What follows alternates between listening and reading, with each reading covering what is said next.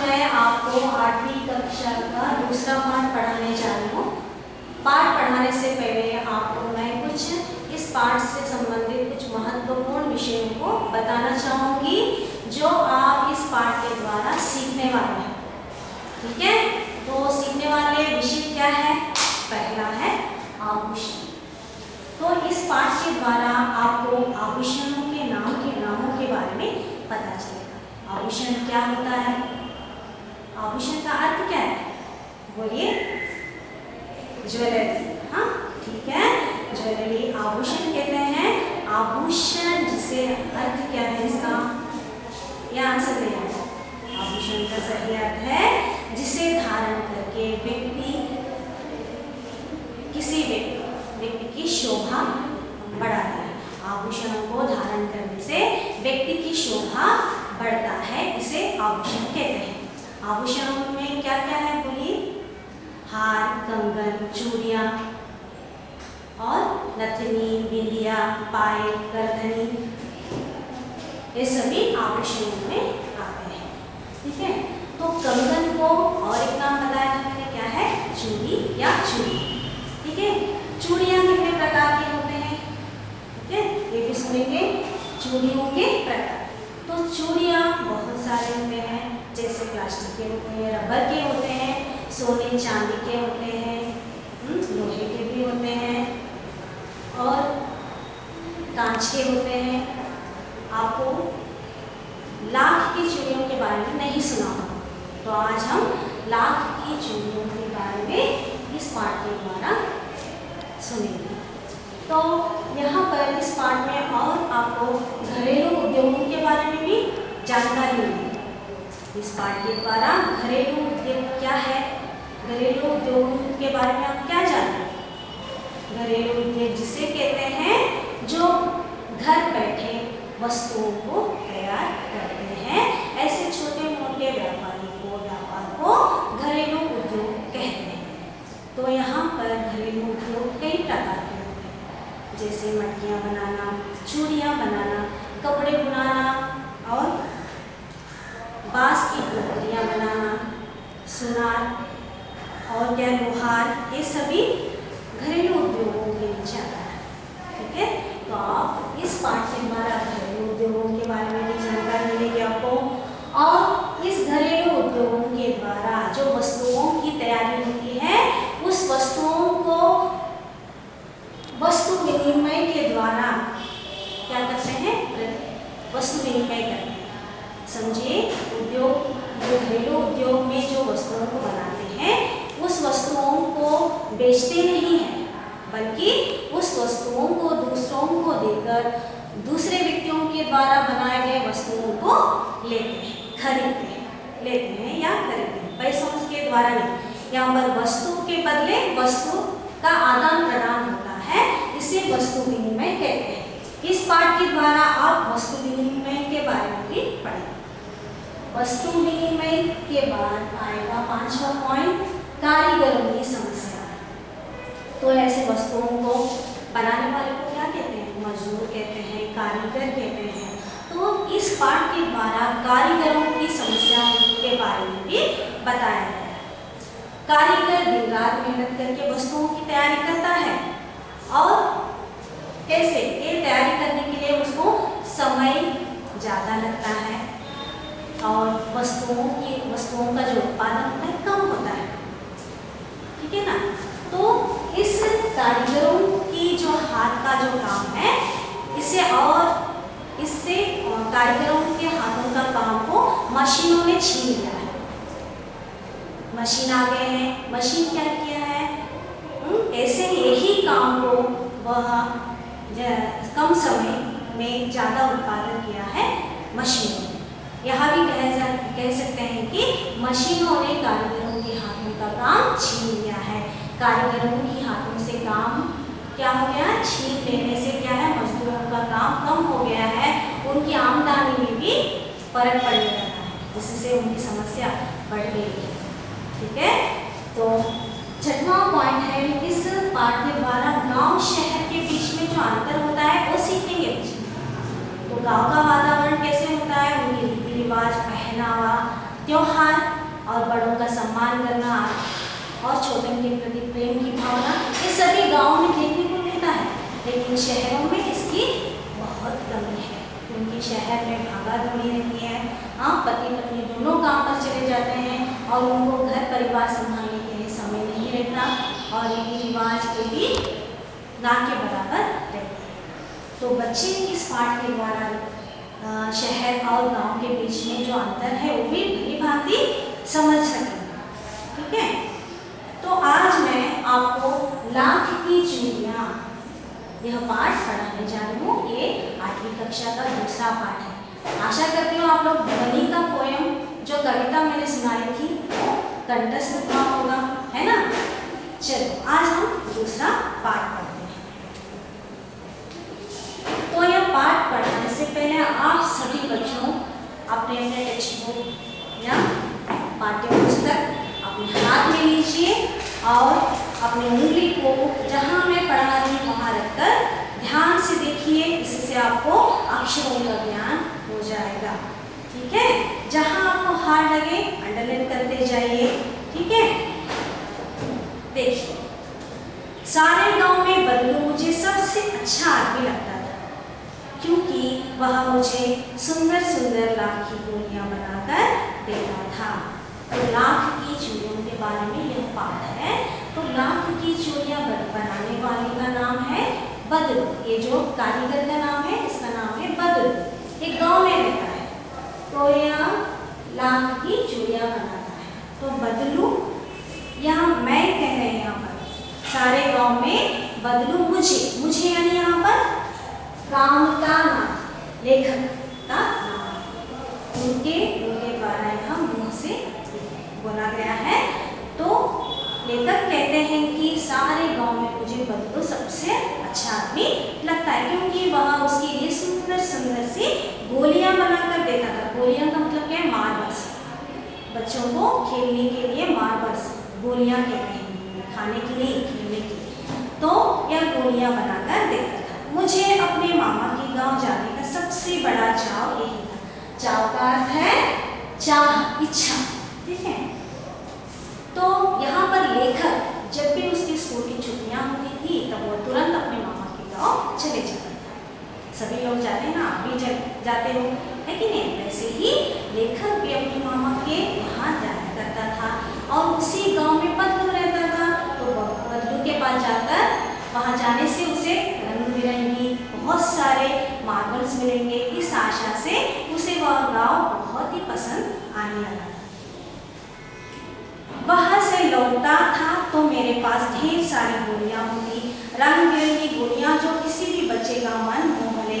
तो रंग बिरंगी वो गोलियां प्लेन में रहते थे, कलरफुल में रहते थे, हाँ सुंदर रहते थे। तो यह देखकर हर एक किसी का मन ललचाता है। वैसे तो मेरा मामा के गांव का होने के कारण मुझे बदलू को बदलू मामा कहना चाहिए था, परंतु मैं उसे बदलू मामा ना कहकर बदलू काका कहा करता था। देखिए, तो ये मामा के गांव का रहने वाला बदलू है, तो लेखक को बदलू को मामा कहकर पुकारा था। क्यों? क्योंकि मामा के गांव के रहने का वाला था, तो इसलिए बदलू को मामा कहकर बुलाना था। लेकिन लेखक को यह पसंद नहीं था। क्यों नहीं पसंद था? देखिए, जैसे कि गांव के सभी बच्चे उसे कहा करते थे बदलू काका, मतलब क्या है, गांव के सभी उसी गांव के बच्चे बदलू को काका कहकर बुलाते थे। इसीलिए एक बार आप भी देखें, घर के पास कोई है बच्चा, किसी को काका बुला रहा है, अंकल बुला रहा है, तो आप भी क्या करोगे? उसको फॉलो करो, है कि नहीं? उसे भी, जो बच्चा आपका फ्रेंड जो बुला रहा है, तुम भी उसको क्या कहोगे? मामा कहोगे, अंकल कहोगे कि नहीं? ऐसे ही लेखक भी क्या करने लगा है, गांव के सभी बच्चे उसे काका कहकर बुलाने लगे, इसलिए ये भी काका कहकर पुकारने लगा था। तो बदलू का मकान कुछ ऊंचे पर बना था। मकान के सामने बड़ा सा सहन था जिसमें एक पुराना नीम का वृक्ष लगा था। बदलू का घर ऊंचे पहाड़ भी नहीं, ऊंचे स्तर पर था। तो उसके घर के सामने, सहन का मतलब क्या है? मकान के सामने वाली जमीन, जो खुली जमीन कहती है। मकान के सामने गांव में देखा जाता है, यहाँ पर सिटी में, शहर में ऐसा देखने को नहीं मिलता। गांव में क्या है? घर के सामने बहुत बड़ा विशाल जमीन रहती है, तो इसे सहन कहते हैं। सहन में क्या है, एक पुराना सा नीम का बड़ा सा वृक्ष उनके सामने, किसके घर के सामने, बदलू के घर के सामने। उसी के नीचे बैठकर बदलू अपना काम किया करता था। बदलू उसी नीम के पेड़ के नीचे बैठकर काम किया करता था। बगल में भट्टी दहकती रहती थी जिसमें वह लाख पिघलाया करता। सामने एक लकड़ी की चौखट पड़ी रहती। लाख का मतलब क्या है, लाख इंग्लिश में कहते हैं, वैसे ही एक प्रकार का वैक्स है, ठीक है।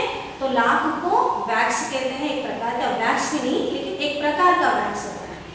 तो यहाँ पर भट्टी है, भट्टी में वह वैक्स को पिघला था। भट्टी का मतलब क्या है, भट्टी कैसे बनाई जाती है, चारों तरफ ईंटों से बनाई जाती है और बीच में आग सुलगी रहती है हमेशा। तो उसके ऊपर बर्तन लगकर और ये क्या है, लाख को उसमें डालकर पिघलाया करता था। और उसके सामने एक चौखट रखी थी जिस पर लाख के मुलायम होने पर वह उसे सलाख के समान पतला करके चूड़ी का आकार देता।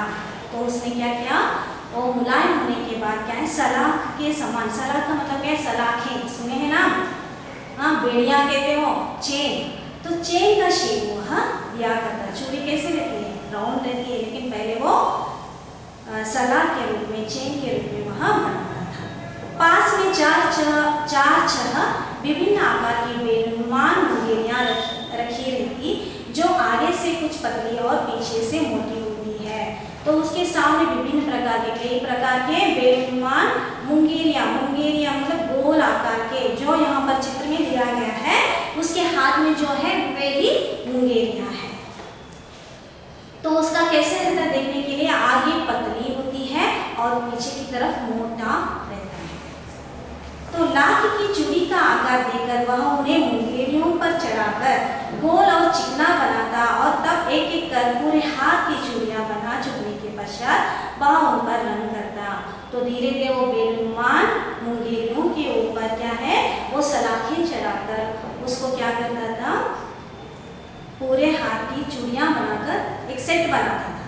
तो बनाने के बाद उसको रंग देने की कोशिश करता। तो अगला पैराग्राफ देखिए, बदलू यह कार्य सदा ही एक मचिए पर बैठकर किया करता। मचिया मतलब क्या है, बैठने का आसन, ठीक है। वह जूट से बनाया हुआ रहता है, छोटा सा रहता है। तो यहाँ पर चित्र में देखते हैं, पहले चित्र में जो बैठा है वही मचिया है। तो हमेशा वह काम बैठकर ही करता था, जो बहुत ही पुरानी थी। वो मचिया कैसी थी, बहुत ही पुरानी थी। बगल में ही उसका हुक्का रखा रहता था जिसे वह बीच बीच में पीता रहता। हुक्का का भी तस्वीर आपको पहले चित्र में दिखाई देती है। हुक्का का मतलब क्या है, पहले जमाने में लोग क्या करते थे, एक प्रकार का सिगार, हुक्का का मतलब क्या है, एक प्रकार का सिगार जो बाजू में रखकर पिया करते थे बीच बीच में। गाँव में मेरा दोपहर का समय अधिकतर बदलू के पास बीता। लेखक कभी भी छुट्टियों पर जाता था मामा के यहाँ, तो यह जब भी मौका मिले अपने बदलू काका के पास जाकर बैठ जाता था। अधिकतर समय वही बिताता था। वह मुझे लला कहा करता और मेरे पहुंचते ही मेरे लिए तुरंत एक मछिया मांग देता। तो इससे लेखक का नाम लेकर पुकारते नहीं थे, पुकारता नहीं था बदलू, क्या कहकर बुलाता था, लल्ला। तो लल्ला यानी छोटे बच्चों को बुलाते हैं ना, वैसे नाम से प्यार से बुलाता था लल्ला। और वह आते ही उसके लिए भी एक सीट मंगवाता था, मछिया मंगवाकर उसे उस पर बैठने, ठीक है। मैं घंटों बैठे बैठे उसे इस प्रकार चूड़ियाँ बनाते देखता रहता।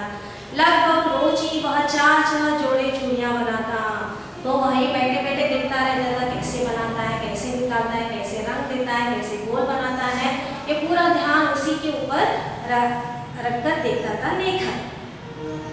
पूरा जोड़ा बना लेने पर वह उसे बेलन पर चढ़ाकर कुछ क्षण चुपचाप देखता रहता। कौन, बदलू। बदलू का जो बैंगल्स का चूड़ियाँ बनाता था, पूरा सेट बनाने के बाद उसे गौर से देखता था, गौर से यानी तीक्ष्ण रूप से, कुछ गलत तो नहीं हुआ है, ऐसे देखकर देखता था, देखता मानो वह बेलन न होकर किसी नववधू की कलाई हो। वह बेलन नहीं, कोई नववधू का हाथ है, ऐसा उसे देखता था। मतलब क्या, उस किसी भी हाथ, नववधू का हाथ में वो सूट होता है या नहीं, ऐसे ऑब्जर्व करता था। तो देखिए यहाँ ऑब्जर्व करें, यहाँ पर आपको सीखने का एक काम क्या है, आप भी नोट्स लिखते हो कि नहीं? नोट्स लिखने के बाद आप एक बार चेक कर जरूर करें, सही लिखा या नहीं, एक बार चेक करो। अगर उसमें गलतियाँ लिखी गई हो वो तुरंत आप उसमें क्या कर सकते हो, ठीक से कर सकते हो कि नहीं? यह करने से आपको डांट से बचना पड़ेगा, बचोगे है कि नहीं? वैसे आप इससे सीखो कि आप भी होमवर्क करते हो, चेक करना जरूर सीखो। बदलो मनिहार का मतलब क्या है? यहाँ पर चूड़ियाँ बनाने वाला। मनिहार का मतलब क्या है? चूड़ी जो बनाता है उसे मनिहार कहते हैं। तो बदलू यहाँ पर मनिहार है। मनिहार का मतलब क्या है? चूड़ी बनाने वाला कारीगर है। चूड़ियाँ बनाना उसका पैतृक पेशा था और वास्तव में वह बहुत ही सुंदर चूड़ियाँ बनाता। पैतृक का मतलब क्या है? उनके दादा परदादा सभी यही व्यापार को करते आए हैं। चूड़ियाँ बनाना उनका पैतृक पेशा है। तो बदलू भी उनसे भी बहुत ही अच्छा चूड़ियाँ बनाता था। उसकी बनाई हुई चूड़ियों की खपत भी बहुत थी, क्योंकि ये इतना सुंदर बनाता था चूड़ियाँ कि इसकी मांग बहुत थी। खपत का मतलब क्या है? माल की बिक्री इतना ज़्यादा होती थी कि उसके बाद हमेशा माल की कमी रहती थी। ठीक है मांग, इसका मतलब खपत का मतलब क्या है? मांग, डिमांड। उस गांव में तो सभी स्त्रियां उसकी बनाई हुई चूड़ियाँ पहनती थी। आसपास के गांव के लोग भी उससे चूड़ियाँ ले जाते थे, परंतु वह कभी भी चूड़ियों को पैसों से बेचता नहीं था। तो उनके गांव की स्त्री और जो बाजू गांव के, जो अगल बगल के गांव वाले के जो महिलाएं होती थी, वो भी इनसे चूड़ियाँ लेकर जाकर वही पहनती थी। दूसरे कारीगरों से बने हुए चूड़ियों को नहीं पहनते थे। तो और ये बदलो उनसे पैसे नहीं लेते थे। उसका अभी तक वस्तु विनिमय का तरीका था और लोग अनाज के बदले उससे चूड़ियाँ ले जाते थे। बदलू स्वभाव से बहुत सीधा था।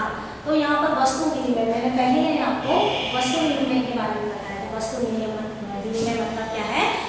बदलू चूड़ियाँ बनाता था, तो इसके बदले में जो महिलाएं आती थी उसके लिए चूड़ियाँ खरीदने के लिए, यह चूड़ियाँ उनको देता था और उनके यहाँ क्या तैयार हुआ है वस्तु, उसको वह लेता था। ठीक है, वस्तु के बदले में वस्तु को लेता था। इसे वस्तु विनिमय कहते हैं। ये पहले था, पहले जमाने में ऐसा था, लेकिन अभी कहीं दिखाई नहीं देता। अभी सभी लोग वस्तुओं को तैयार करते हैं, लेकिन पैसा नहीं। बदलू स्वभाव से बहुत सीधा था। मैंने कभी भी उसे किसी से झगड़ते नहीं देखा। हाँ, शादी विवाह के अवसरों पर वह अवश्य जिद पकड़ जाता था। जीवन भर चाहे कोई उससे मुफ्त चूड़ियाँ ले जाए, परंतु विवाह के अवसर पर वह सारी कसर निकाल लेता था। कसर एक मुहावरा है। कसर का मतलब क्या है? सारी कमी पूरी करना। तो कब करता था ये सारी कमी पूरी? विवाह के मौके पर। अगर समझो कि गांव में कोई किसी का विवाह है तो तभी वह अकड़ कर बैठ जाता था। तो क्योंकि उस गांव में वही अकेला चूड़ियाँ बनाने वाला था, तो सभी को कंपल्सरी उसके पास आकर ही चूड़ियाँ खरीदनी पड़ती थी। तो सिर्फ विवाह के समय पर ही वह अकड़ कर बैठ जाता था और अपनी जो मन की कसर है वो पूरा निकाल लेता था। सुहाग के जोड़े का महत्व ये और होता है। तो शादी विवाह में क्या है? चूड़ियाँ एक सुहाग के जोड़े का मतलब कि सुहाग का महत्व है वहाँ पर। तो वहाँ पवित्र माना जाता है। चूड़ियों के बिना विवाह असंपूर्ण है। मुझे याद है मेरे मामा के यहाँ किसी लड़की के यहाँ लड़की दोनों में डिफरेंट है, ध्यान से देखिए, कि विवाह पर जरा सी किसी बात पर बिगड़ गया था और फिर उससे बनाने के लोहे लग गए थे। इसे भी अंडरलाइन कीजिए, ये भी मुहावरा है। लोहे लग जाना मतलब क्या है? बड़ा मुश्किल हो जाना। उसको बनाने के लिए बहुत ही मुश्किल काम था। विवाह में इसे जोड़े का मूल्य इतना बढ़ जाता था कि उसके लिए उसकी घरवाली को सारे वस्त्र मिलते, ढेरों अनाज मिलता, उसको अपने लिए पगड़ी मिलती और रुपये जो मिलते 100 आना। तो विवाह के समय में इससे बहुत सारा पैसा मिलता था, कपड़े मिलते थे, अनाज मिलते थे और इससे इसको पगड़ी मिलती थी। कब? सिर्फ विवाह के समारोह पर ही, और बाकी टाइम में आकर्षण नहीं था और चाहे तो फिर भी चूड़ियों को देखा था। यदि संसार में बदलू को किसी बात से चिढ़ थी तो वह थी कांच की चूड़ियों से। तो बदलू बहुत ही साधारण व्यक्ति था, उसे लाख की चूड़ियाँ बहुत पसंद आते थे और कांच की चूड़ियों को वो बहुत ही नफरत करता था। यदि किसी भी स्त्री के हाथों में उसे कांच की चूड़ियाँ चूड़ियाँ दिख जाती तो वह अंदर ही अंदर फूट उठता। फूट का मतलब क्या है? चिढ़ जाना है, गुस्सा दिखाना। कभी कभी तो 2-4 बातें भी सुना देता, क्रोध में आकर उनको क्या गालियाँ या गुस्सा कर देता था। मुझसे तो वह घंटों बातें किया करता, कभी मेरी पढ़ाई के बारे में पूछता, कभी मेरे घर के बारे में, और कभी यूं ही शहर के जीवन के बारे में। मैं उससे कहता कि शहर में सब कांच की चूड़ियाँ पहनते हैं, तो वह उत्तर देता, शहर की बात और है लल्ला, वहाँ तो सभी कुछ होता है। तो बैठे बैठे घंटों बैठे थे लेखक, तो लेखक अपनी शहर की बातें बताता था। क्या बताता था कि यहाँ पर लाखी चूड़ियाँ पहनते हैं, लेकिन शहर में सभी स्त्रियाँ कांच की चूड़ियाँ पहनते हैं। तो इसके उत्तर में बदलू कहता था कि हाँ लल्ला, वहाँ की बात अलग है, शहर की बात अलग है और गांव की बात अलग ही है। क्यों? क्या? देखिए क्या कहता है। वह तो औरतें अपने मर्द का हाथ पकड़कर सड़कों पर घूमती भी है, और फिर उनकी कलाइयाँ नाजुक होती है ना, लाखी चूड़ियाँ पहने तो मूछ ना आ जाए। और आगे कहते हैं बदलू कि गांव में क्या है, रीति रिवाज होते हैं, कोई भी महिलाएं ऐसे आज़ाद स्वतंत्रता के साथ बाहर घूमना नहीं होता है, लेकिन शहर में ये बात नहीं रहती। तो शहर में दोनों को काम करना पड़ता है, दोनों पति पत्नी बाहर जाना आना होता है। और यहाँ पर जो लाखी चूड़ियाँ हैं थोड़ा वजन रहता है, तो इसलिए वहाँ शहर की लड़कियाँ या महिलाएं बहुत नाजुक कलाई होती है उनकी, तो यह वजन नहीं सह सकते, इसलिए वो कांच की चूड़ियाँ पहनते हैं। ऐसा बदलू ने उत्तर दिया। कभी कभी बदलू मेरी अच्छी खासी खातिर भी करता, जिन दिनों उसकी गाय के दूध होता वह सदा मेरे लिए मलाई बचा कर रखता, और आम की फसल में तो मैं रोज ही उसके यहाँ से 2-4 आम खाता। तो देखिए, जैसे ही बदलू के पास लेखक जाता तो लेखक की खासी बहुत ही क्या है, मेहमान नवाजी होती थी, दूध पिलाया जाता था। और जो भी सीज़न है, मतलब क्या छुट्टियाँ कब आती हैं? समर में ही आती है, तो आम के फ्रूट्स, आम के फल रहते हैं, तो वो खाना बहुत ही होता था। परंतु इन सब बातों के अतिरिक्त जिस कारण वह मुझे अच्छा लगता वह यह था कि लगभग रोज ही वह मेरे लिए 1-2 गोलियाँ बना देता। तो लाखी चूड़ियाँ बनने के बाद जो मिला बचा हुआ लाख होता है, उससे वह गोलियाँ बनाकर डेली 2 बनाकर उसे दिया करता था। मैं बहुधा हर गर्मी की छुट्टी में अपने मामा के यहाँ चला जाता और 1-8 महीने वहाँ रहकर स्कूल खुलने के समय तक वापस आ जाता। परंतु 2 दिन बाद ही मैं अपने मामा के यहाँ गया होगा, तभी मेरे पिता की एक दूर से के शहर में बदली हो गई, और एक लंबी अवधि तक मैं अपने मामा के गाँव ना आ सका। तो हर एक समर वेकेशन में सब गर्मियों की छुट्टियों में अपने मामा के पास जाता था। ऐसे ही क्या है, 2-3 बार समर वेकेशन में चला गया, लेकिन उसके बाद इनके पापा को कहीं ट्रांसफ़र हो गया था। ट्रांसफ़र होने के एक लंबी अवधि के बाद लेखक अपने मामा के यहाँ जाता है। तब लगभग 8-10 वर्षों के बाद जब मैं वहाँ गया तो इतना बड़ा हो चुका था कि लाख की गोलियाँ में मेरी रुचि नहीं रह गई थी। तो क्या है, तबादला हो गया इनके पापा का, तो वहाँ पर उनका जाना हो गया। और जब वापस आ गए एक बार छुट्टियों में, तब ये बदल गया था लेखक, क्योंकि अब बड़ा हो गया था, अब उनको गोलियों में रुचि नहीं थी, इसलिए वो थोड़ा भूल गया था कि मुझे बदलू ऐसी गोलियाँ देता था, मैं गोलियों से खेलता था, ऐसा भी भूल गया। क्यों? क्योंकि क्या हुआ था, एज में बड़ा हो गया था, इंटरेस्ट कम हो जाता है। दूसरा बच्चों को क्या है, एक एज में एक विषयों पर रुचि उत्पन्न होती है, वैसे ही लेखक भी। अतः गांव में होते हुए भी कई दिनों तक मुझे बदलू का ध्यान नहीं आया। बहुत दिन हो गए गांव में आकर, लेकिन ये बदलू का ख्याल ही नहीं आया इसके मन में। इस बीच मैंने देखा कि गांव में लगभग सभी स्त्रियां कांच की चूड़ियाँ पहने हैं, बिरले ही हाथों में मैंने लाख की चूड़ियाँ देखी। तो गांव में आते ही सब महिलाओं के हाथ देखी, लेखक ने देखा कि सब ने कांच की चूड़ियाँ पहने हुए थे, कोई भी बहुत ही कम, बिरले का मतलब क्या है, बहुत ही कम महिलाओं के हाथों में लाख की चूड़ियाँ थी। तब एक दिन सहसा मुझे बदलू का ध्यान हो गया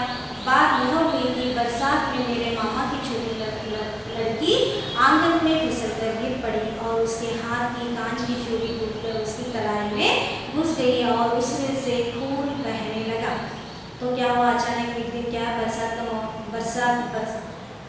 क्या है, बारिश होने की वजह से उनकी मामा की लड़की फिसल कर गिर जाती है उसको, और उसके हाथों में क्या था, कांच की चूड़ियाँ थी, वह टूटकर उसके हाथ में लग गई थी, चुभ गई थी, खून बहने लगा था। और मेरे मामा उस समय घर में नहीं थे, मुझे ही उसकी मरहम पट्टी करनी पड़ी। मरहम पट्टी मतलब क्या, दवा पट्टी लगाना, इसका काम हो गया है लेखक का काम। क्यों, क्योंकि घर में बड़े कोई नहीं थे। तभी सहसा मुझे बदलू का ध्यान हो आया और मैंने सोचा कि उससे मिलाऊं। तो तब उसको स्ट्राइक हो गया कि हाँ, बदलू कांच की चूड़ियों से नफरत करता था। तब जाकर इसको याद आया और वह तुरंत उसको मिलने के लिए वहाँ से निकल पड़ा। सोचा कि उससे मिलाऊं। अतः शाम को मैं घूमते घूमते उसके घर चला गया। बदलू वही चबूतरे पर नीम के नीचे एक खाट पर लेटा था। वहीं पर क्या है, बदलू का घर बदला हुआ नहीं था, सेम वैसे के वैसे ही था, घर के सामने चबूतरे पर, मतलब क्या है, एक ओपन प्लेस में वह क्या है, खाट के ऊपर एक बेड रहता है, वह जूट से बनाया हुआ रहता है, तो उसके ऊपर लेटा हुआ था। तो बदलू, नमस्ते बदलू काका, मैंने कहा, जाते जाते लेकर ने कहा नमस्ते काका। तो नमस्ते भैया, उसने मेरी नमस्ते का उत्तर दिया और उठकर खाट पर बैठ गया, परंतु उसने मुझे पहचाना नहीं और देर तक मेरे ओर निहारता रहा। तो नमस्ते काका के प्रत्युत्तर में उसने नमस्ते भैया कहा, क्योंकि उसने उसे पहचाना नहीं, कोई अजनबी है ऐसा जान लिया, और उसको ऐसे ही घूरता रहा, निहारता रहना मतलब ऐसे ही देखते रहे। मैं हूँ जनार्दन काका, आपके पास से गोलियाँ बनाकर ले जाता था। मैंने अपना परिचय दिया, तो लेखक ने अपना नाम ले दिया जनार्दन कहकर। तो मैं आपसे गोलियाँ लेकर जाता था ना कहकर याद दिलाता है। बदलू फिर भी चुप रहा, मानो वह अपनी स्मृति पटल पर अतीत के चित्र उतार रहा, और तब वह एकदम बोल पड़ा, आओ आओ लल्ला बैठो, बहुत दिन बाद गाँव आए। तब उसने अपने स्मृति पटल मतलब अपने आप आंखें बंद कर याद करने लगा कौन है क्या है। तब उसे याद आया और उसने लल्ला तुम हो क्या, बहुत दिनों के बाद आ गए, आ जाओ कहकर उसे प्यार से बैठने लगा। इससे क्या पता चलता है, देखिए गाँव में क्या है, जो भी आते हैं ना उसको सम्मान के रूप से सम्मान देते हैं, है ना, प्यार से संबोधन करते हैं, है कि नहीं। हाँ, इधर आना नहीं हो सका काका, मैंने चारपाई पर बैठते हुए उत्तर दिया। हाँ काका कहकर उसने कहा, बहुत दिन हो गए, हाँ यहाँ पर आना जाना नहीं हो गया कहकर वह बैठ जाता है। कुछ देर फिर शांति रही। मैंने इधर उधर दृष्टि दौड़ाई, ना तो मुझे उसकी मछिया ही नजर आई, ना ही भट्टी। तो वह मकान के सामने ओपन प्लेस में ही उसकी भट्टी सुलगी रहती थी, लेकिन वह देखा यहाँ वहाँ देखा कि कोई भट्टी नहीं थी, कोई मछिया नहीं था, कुछ लाभ की वस्तुएं भी उसको नहीं दिखाई दी। आजकल काम नहीं करते काका, मैंने पूछा। उसको डाउट आया, क्यों काका आप काम नहीं कर रहे हो, चूड़ियाँ नहीं बना रहे हो? नहीं लल्ला, काम तो कई साल से बंद है। तो उसने उत्तर दिया कि बहुत सालों के चूड़ियाँ बनाना बंद कर दिया है। मेरी बनाई हुई चूड़ियाँ कोई पूछे तब तो, मतलब क्या है, कोई पूछता नहीं है। लाख की चूड़ियों को पहनना किसी को रुचि नहीं है। गांव-गांव में कांच का प्रचार हो गया है। वह कुछ देर चुप रहा, फिर बोला, मशीन युग है ना यह लल्ला, आजकल सब काम मशीन से ही होता है। तो उसने कहा वही क्वेश्चन पूछ रहा है, वही आंसर कराएगा। तो आजकल क्या है, सभी गांव में कांच की चूड़ियों का फेमस हो गए, कांच की चूड़ियाँ ही फेमस हो गए हैं। अब कोई लाख की चूड़ियों को पूछता ही नहीं है, इसलिए काम बंद हो गया है। अब कारीगरों का काम भी मशीन करने लगे हैं, तरह तरह के कलर के, हाँ, जो चाहे वही कलर चूड़ियाँ मिल रहे हैं, मशीन तैयार कर रहा है, हाँ, मशीन को पूछ रहा है कि खेत भी मशीन से ही जोते जाते हैं। और आगे कहते हैं कि खेत जो जोता जाता है वह कौन जोतते हैं, व्यक्ति के द्वारा ही जोता जाता है ना, लेकिन आज के युग में मशीन ही जोतते हैं, किसान का काम भी मशीन कर रहे हैं। और फिर जो सुंदरता कांच की चूड़ियों में होती है, लाखी में कहाँ संभव है। जो कांच की चूड़ियों में जो सुंदरता है वह लाख की चूड़ियों में कहाँ है लल्ला, लेकर वह उत्तर दे देता है। लेकिन कांच बड़ा खतरनाक होता है, बड़ी जल्दी टूट जाता है, मैंने कहा। तो लेकर कहता है कि नहीं काका, कांच की चूड़ियाँ बहुत ही खतरनाक हो जाता है। क्यों होता है? क्योंकि उसने अभी देखा था। क्या देखा था? हाँ, उसके मामा की लड़की नीचे गिर गई थी, छुप गया था, खून बह गया। अगर वो अंदर जाता तो बहुत खतरनाक साबित होता था, इसलिए उसको कांच कांच की चूड़ियों के बारे में पता चले। नाजुक तो फिर होता ही है लल्ला। कहते कहते उसे खांसी आ गई और वह देर तक खांसता रहा। खांसी का मतलब क्या है? कफ, क्योंकि हुक्का पीने से क्या हो जाता है? खांसी आ जाती है, तो वह खांसने लगता है बात करते करते। मुझे लगा उसे दमा है, उसको दमा है, मतलब क्या? सांस लेने की बीमारी है। किसे लगा है? लेखक को लगा। अवस्था के साथ साथ, अवस्था का मतलब क्या? एज के साथ साथ उसका शरीर ढल चुका था। ढल चुका था मतलब शरीर भी क्या? बूढ़ा हो चुका था। उसके हाथों पर और माथे पर नसें उभर आई थी। उसके हाथों और माथे पर नसें का मतलब क्या? नर्व्स दिख रहे थे, मतलब क्या है? बूढ़ा हो गया था बल्लू। जाने कैसे उससे मेरी शंका भागी। मन ही मन सोच रहा था लेखक, लेकिन इसके मन को बल्लू ने पहचान लिया और कहने लगा, दमा नहीं है मुझे, फसली खांसी है। बस ये क्या? मौसम सीजन से जो चेंज होता है ना, तब आने वाली खांसी है, सीजनेबल कफ है, बस इतना ही है, मुझे दमा नहीं है, लेकिन बल्लू उत्तर देता है। यही महीने 2 महीने से आ रही है, इस पर 10-15 दिन में ठीक हो जाएगा। ये 2-3 महीने से खांस रहा हूँ, एक 10-15 दिन में चला जाएगा, कहकर बल्लू उत्तर देता है। मैं चुप रहा। मुझे लगा उसके अंदर कोई बहुत बड़ी व्यथा छुपी हुई है। मुझे लग रहा है कि लेखक को लगा कि बल्लू के मन में कुछ दर्द है, कुछ दुख है, वह छुपी हुई है।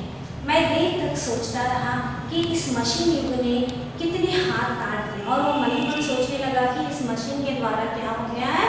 बहुत सारे कारीगर, बल्लू ही नहीं, बल्लू के जैसे बहुत सारे कारीगरों के हाथ का काम मशीन ने छीन लिया है, उनकी रोजी रोटी को भी छीन लिया है। कुछ देर फिर शांति रही जो मुझे अच्छी नहीं लगी। फिर चुपचाप बैठ गए दोनों भी, तो वो अच्छा नहीं लग रहा था।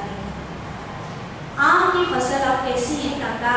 कुछ देर पश्चात मैंने बात का विषय बदलते हुए पूछा, क्योंकि गर्मियों की छुट्टियों में चला गया था ना, तो इसलिए उसने पूछा कि आम की फसल कैसी है?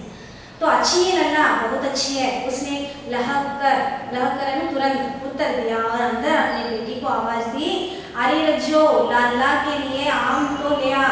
फिर मेरी ओर मुखातिब होकर बोला। मुखातिब मतलब क्या है?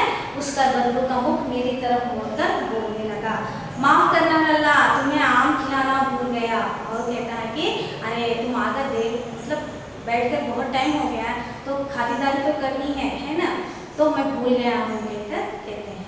नहीं नहीं काका, आम तो इस साल बहुत खाए हैं। तो इस लेखक ने कहा कि मैंने बहुत सारे आम खाए हैं।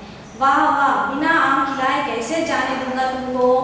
तो बल्लू ने कहा कि बिना आम खाए कैसे जा सकते हो मेरे घर से? तो बैठो, आम खाकर चले जाओ, कहकर कहता है। मैं चुप हो गया। मुझे वे दिन याद हो आए जब वह मेरे लिए मलाई बचा कर रखता था। मलाई, दूध की मलाई जो होती है, वह बचा कर रखते थे, बचाकर उसे लेखक को दे देते थे। गाय तो अच्छी है ना काका? मैंने पूछा। तो गाय, उसके घर में गाय थी, बल्लू के यहाँ गाय थी। गाय के दूध से वह मलाई निकाल कर मलाई देता था, दूध देता था। तो लेखक ने कहा कि गाय ठीक है ना काका, कहकर क्वेश्चन करता है। गाय कहाँ है लल्ला? 2 साल हुए बेच दी, कहाँ से खिलाता?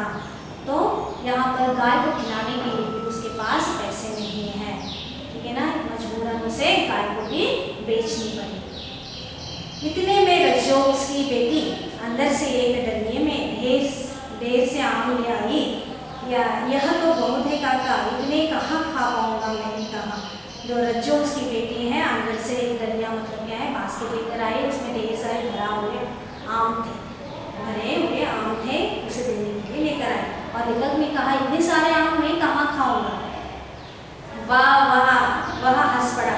शहरी ठहरे ना, मैं तुम्हारी उम्र का था तो इसके चौगुने आम एक वक्त में खा जाता। तो बल्लू ने कहा, तुम तो ठहरे शहरी, तुम तो नाजुक, शहरी क्या होते हैं? नाजुक होते हैं, 1-2 आम खाते हैं बस। तो यहाँ देखो, तुम्हारी उम्र में मैं बहुत सारे आम खाता था, कहकर बल्लू कहता है। आप लोगों की बात और है, मैंने उत्तर दिया। अच्छा बेटी, लल्ला को 4-5 आम छान कर दो, सिंदूरी वाले देना, देखो लल्ला कैसे है। इसी साल यह पेड़ तैयार हुआ है। तो अपनी बेटी से कहा है, तुम क्या है, एक सिंदूरी, मतलब क्या है, आम का एक किस्म, एक जाति प्रजाति है, वो अच्छे रहते हैं आम, वैसे गिन चुन कर 4-5 आम को उसको, मतलब लेखक को और रज्जो ने 4-5 आम अंगुली में लेकर मेरी ओर बढ़ा दिया। अंगुली मतलब क्या, ऐसे हाथों में, दोनों हाथों में आम रखकर उसे देने के लिए निकलती है। आम लेने के लिए मैंने हाथ बढ़ाया तो मेरी निगाह एक क्षण के लिए उसके हाथों पर ठिठक गई। मतलब क्या है, जैसे ही रज्जो ने उसे आम लेने के लिए आई तो लेखक की जो नजर उसकी कलाइयों पर पड़ गई। पर एक क्षण के लिए उसके हाथों पर ठिठक गई। गोरी गोरी कलाइयों पर लाख की चूड़ियां बहुत ही पब रही थी। देखिए उसके गोरे गोरे हाथों पर चूड़ियां बहुत ही सुंदर दिखाई दे रही थी। तो बदलू ने मेरी दृष्टि देख लिया और बोल पड़ा, यही आखिरी जोड़ा बनाया था जमींदार साहब की बेटी के विवाह पर। बदलू ने उत्तर दिया तुरंत लेखक से कि देखो यह जो जोड़ा था, यह जो लाख की चूड़ियां हैं, यही लास्ट जोड़ी थी। यह मैंने जमींदार की लड़की के विवाह के लिए बनाया था। पर 10 आने पैसे मुझको दे रहे थे, 10 आने पैसे उसको दे रहे थे चूड़ियाँ, लेकिन ये पैसों को लेकर नहीं देता था चूड़ियाँ, है ना। तो मैंने जोड़ा नहीं लिया, कहा शहर से ले आओ। और उसे गुस्सा आ गया और कहने लगा कि मैं एक लाख की चूड़ियाँ नहीं दूंगा, चाहे तो तुम कांच की चूड़ियाँ शहर से मंगवा देकर कहते हैं। मैंने आम ले लिए और खाकर थोड़ी देर पश्चात चला आया। मुझे प्रसन्नता हुई कि बदलू ने हार कभी हार नहीं मानी थी। लेकर तुरंत वो आम लिए थे ना, वो लेकर घर वापस आ गया और बैठकर बदलू के बारे में सोचने लगा। और यहाँ पर बदलू हार गया। मतलब क्या है, उसकी जो चूड़ियाँ थी वह बेचता नहीं था। उसके बदले में जो विवाह के समय में क्या करता था, वह चूड़ियों को देकर खुशी, मतलब कि विवाह का समारोह कैसे खुशी का रहता है, खुशी से वो जो भी देते हैं उसे स्वीकार कर लेता था। लेकिन वे जमींदार लोग क्या करने लगे, उसको 10 आने देने लगे। यह बात उसको अच्छी नहीं लगी बदलू को, तो इसलिए उसने वह चूड़ियों को उसे नहीं दिया। तो यहाँ पर बदलू हार कर भी वह हार को स्वीकार नहीं किया। और उसका व्यक्तित्व कांच की चूड़ियों जैसे न था। और उसका व्यक्तित्व का मतलब क्या, उसका कैरेक्टर जो था वह कांच की चूड़ियों की तरह नाजुक नहीं था। ठीक है ना, जो नाजुक मतलब क्या, कांच की चूड़ियाँ टूट जाती है, तो इस तरह का उसका व्यक्तित्व या कैरेक्टर नहीं था। किसका, बदलू का। जैसे न था कि आसानी से टूट जाए, मतलब वो क्या है, कांच की चूड़ियों की तरह उसका व्यक्तित्व नहीं था बदलू का।